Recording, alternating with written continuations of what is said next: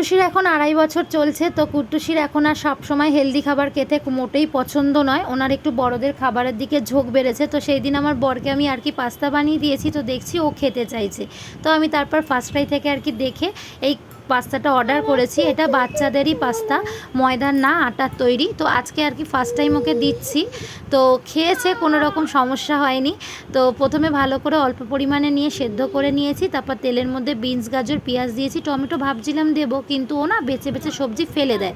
তো তার জন্য আর টমেটোটা দিইনি। আর এই পাস্তাটার মধ্যে একটা মশলা আছে, তো সেই মশলাটা অল্প পরিমাণে দিয়েছি, খুব বেশি দিইনি। আর একটু সুইট কর্নও অ্যাড করা আছে, আর নুন দিয়ে গোলমরিচ দিয়ে যেরমভাবে করে আর কি 2-4 ফোঁটা সস দিয়েছি। কি খুশি দেখছো, বলছে মা আমার জন্য ইয়ামি ইয়ামি পাস্তা বানিয়েছে।